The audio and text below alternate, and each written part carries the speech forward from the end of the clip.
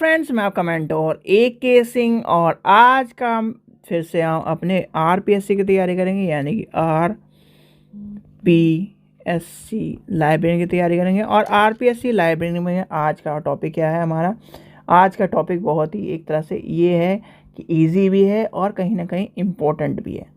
क्या है? इजी भी है और इम्पोर्टेंट भी है। तो आज का टॉपिक क्या है? Library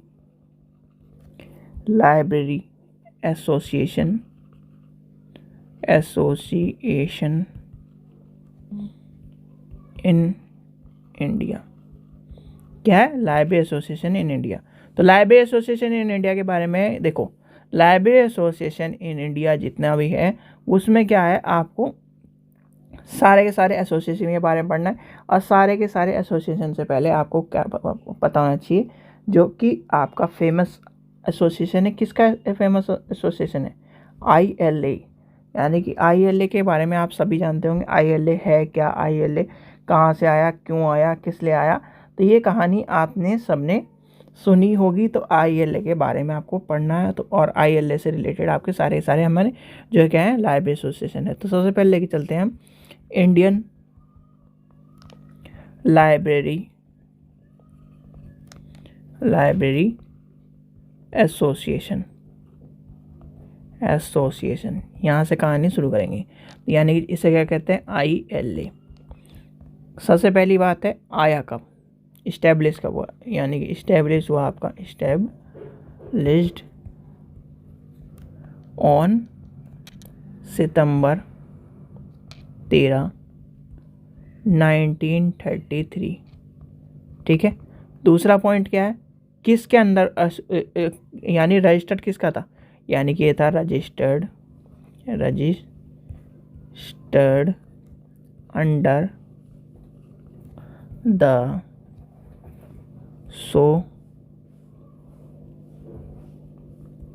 societies registration act 621 of 1860। ठीक है, ये आपको पता है। और हेल्ड कहाँ का है? यानी है कहाँ का? कोलकाता का। यानी कि first all India library conference held in कहाँ हुई थी? किसके अंदर हुई थी? यानी कि first all India library conference held at Kolkata. ठीक है। यानी कि आज के टाइम पे इसे क्या कहते हैं? कल COL कता। ठीक है। हेडक्वार्टर अब कहाँ, यानी इसका हेडक्वार्टर कहाँ है आज के टाइम पे ILA का? ये है दिल्ली। दिल्ली में भी कहाँ पर है? आपसे कोई क्वेश्चन लगे बताओ, दिल्ली में है कहाँ पर? कोई बता सकता है कि दिल्ली में ILA का हेडक्वार्टर कहाँ पर है? मैंने कहा, बहुत सारे बच्चों को ये कहा भी था कि आपको ILA के बारे में इतना तो पता होना चाहिए कि ILA का हेडक्वार्टर कहाँ है, अगर आपसे कोई पूछने लगे। और इतना भी पता होना चाहिए कि ILA में रजिस्ट्रेशन की फ़ीस क्या चल रही है। यानी कि थोड़ी बहुत तो आपको इन्फॉर्मेशन होनी चाहिए। बताओ, कोई बता सकता है? चलिए एक बार सर्च करना, और सर्च करने के बाद यानी कि जो कैलाश, यानी कि ईस्ट ऑफ कैलाश जो स्टेशन है उसके पास है। यानी कि ईस्ट ऑफ कैलाश के स्टेशन के पास है। आपको समझ में आ जाएगा कि कहाँ है। सेंट नगर, यानी संत नगर आपका नाम सुना होगा। यानी कि SANT सेंट नगर। ठीक है। और ईस्ट ऑफ कैलाश। ठीक है। अब आप चेक करिए कहाँ पर है। यानी कि ये वाली कहानी आप समझ गए होंगे कि ये। अब इससे जुड़े हुए, यानी कि इससे जुड़े हुए एसोसिएशन के बारे में जो आपको पढ़ना है, यानी इंडिया में सारे के सारे जितने भी एसोसिएशन है उसके बारे में पढ़ना क्या है आपको, एक तरह से ये मान लीजिए इम्पोर्टेंट है। और इम्पोर्टेंट क्या है इसमें सबसे ज़्यादा, जब इस वाले टॉपिक में आएगा तो आपसे क्या है एसोसिएशन के यानी कि रिलेटेड पूछा जाएगा कौन कौन से एसोसिएशन है। और अगर आपके जैसे इंडिविजुअल पूछे जाते हैं, जैसे कि आपका ILA है, RRLF है, ये पूछे जाएंगे तो उसमें क्या है आपकी सारी की सारी उसकी इन्फॉर्मेशन हो जाएगी जो आपको आगे पढ़ना है। तो इसमें हम सारे के सारे पहले एसोसिएशन लिखेंगे और एसोसिएशन की फुल फॉर्म याद कर लेना। इसके ऊपर यानी फुल फॉर्म के ऊपर ही बहुत बवाल होते हैं इसमें, ठीक है। सेंट्रल गवर्नमेंट, GOV लिख रहा हूँ गवर्नमेंट को, लाइब्रेरी एसोसिएशन, ठीक है। और इसकी फुल फॉर्म लिख दी, शॉर्ट फॉर्म क्या है CGLA, ठीक है। दूसरा क्या है आपका, दूसरा है आपका इंडियन एसोसिएशन ऑफ स्पेशल यानी कि IPS, ठीक है, ये आपको मैंने बता रखा है। लाइब्रेरी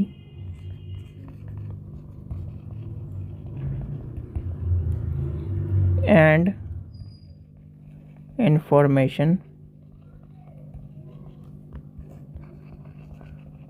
सेंटर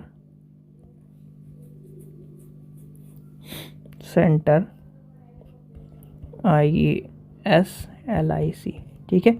तीसरे नंबर पे क्या आ गया आपकी इंडियन लाइब्रेरी एसोसिएशन यानी कि आपकी क्या है ILA।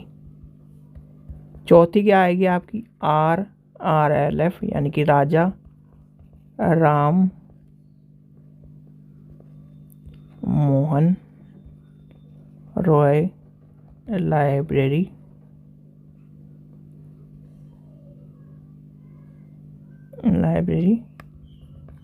फाउंडेशन, ठीक है। उसके बाद क्या आ जाएगी, लिखते जाइए बहुत सारी है, यानी कि 20-22 है तो आपको मैं सारी लिखवा दूंगा, सारे के सारे एसोसिएशन। कितने नंबर में हम 4 नंबर पर, फिर यानी 4 नहीं 5 पे होंगे।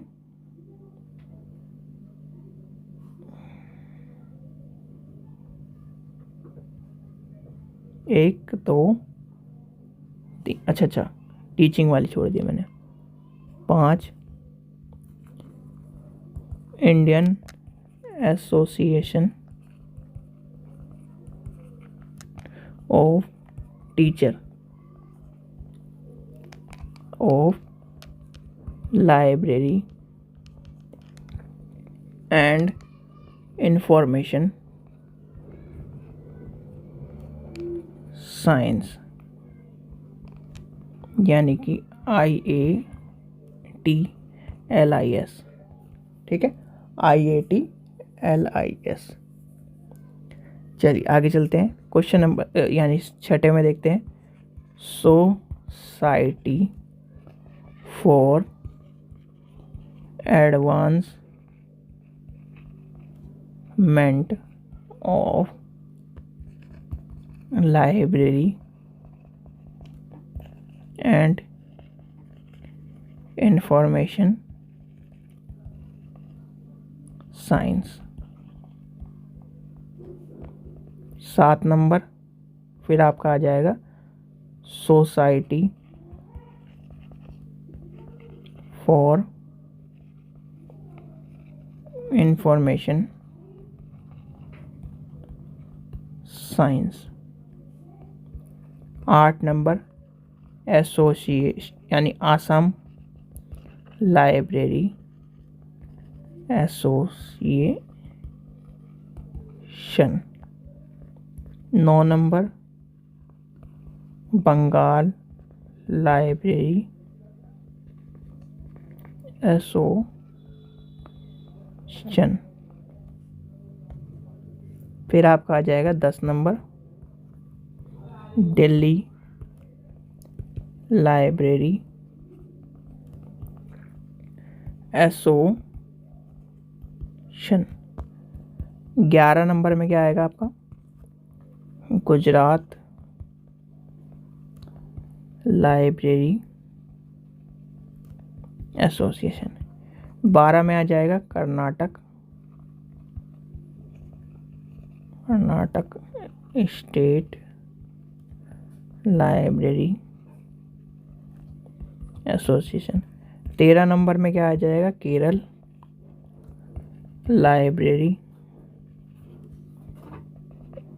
एसोसिएशन। ठीक है, फिर क्या आएगा आपका 14 नंबर में क्या आएगा, मद्रास लाइब्रेरी एसोसिएशन। 15 में क्या आएगा, पंजाब लाइब्रेरी एसोसिएशन। 16 में क्या आएगा, उत्तर प्रदेश लाइब्रेरी एसोसिएशन। फिर आपका आ जाता है, यहाँ से चेंज हो जाएंगे सारे के सारे, ऑल बंगाल स्कूल लाइब्रेरियन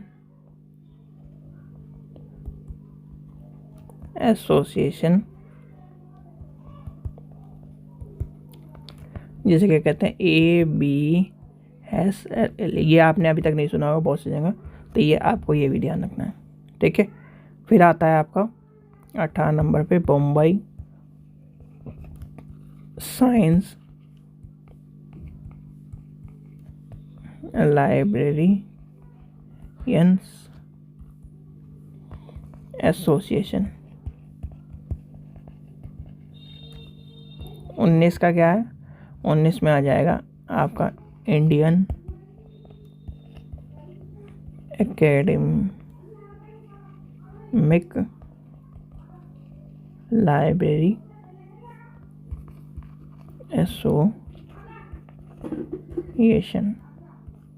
जो क्या ALA ये आ जाएगा आपका। 20 नंबर क्या है, 20 नंबर आ जाएगा इंडियन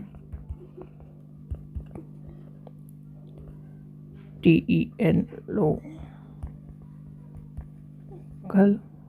लाइब्रेरी एसोसिएशन।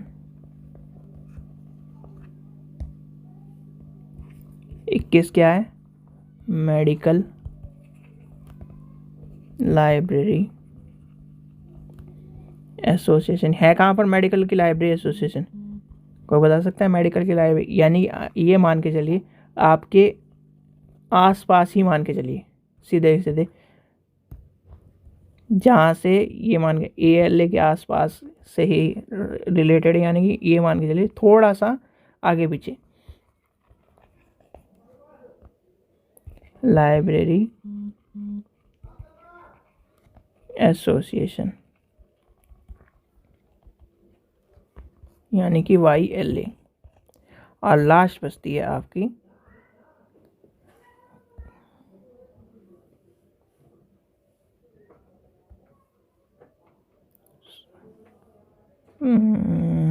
ग्यारह 12 13 14 15 16,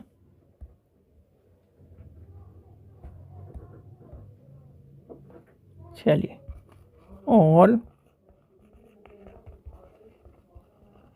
लाइब्रेरियन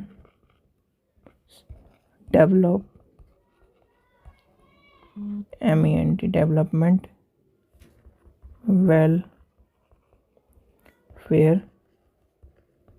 एसोसिएशन ALAMP। ठीक है, ये सारी के सारे क्या हैं, आपकी लाइब्रेरी एसोसिएशन है जो आपको कहीं ना कहीं पढ़नी है। यानी कि लाइब्रेरी एसोसिएशन के बारे में समझ में आ गया। ये सारी की सारी एसोसिएशन जो है आपके लिए इम्पोर्टेंट है। ठीक है, और इसमें इम्पोर्टेंट क्या है, इसमें मैंने जैसे आपको सन पहले में ILA में लिखवा दिया, ILA वाला सन इम्पोर्टेंट है क्योंकि उसमें सन और इससे इस्टेब्लिशमेंट इम्पोर्टेंट है। और इनकी क्या है, इनकी फुल फॉर्म, और आपको यानी कि ये मान के चलिए आपसे YLA दे देगा, ये दे देगा, इसकी फुल फॉर्म जरूर इम्पोर्टेंट है, कहीं ना कहीं ये आती हैं। ठीक है, चलिए, आपको समझ में आ गई, सारी चीज़ें क्लियर होगी। आशा करता हूँ आपको वीडियो पसंद आई होगी। वीडियो पसंद आई तो लाइक करें, चैनल को सब्सक्राइब करें, वीडियो को ज़्यादा से ज़्यादा शेयर करें।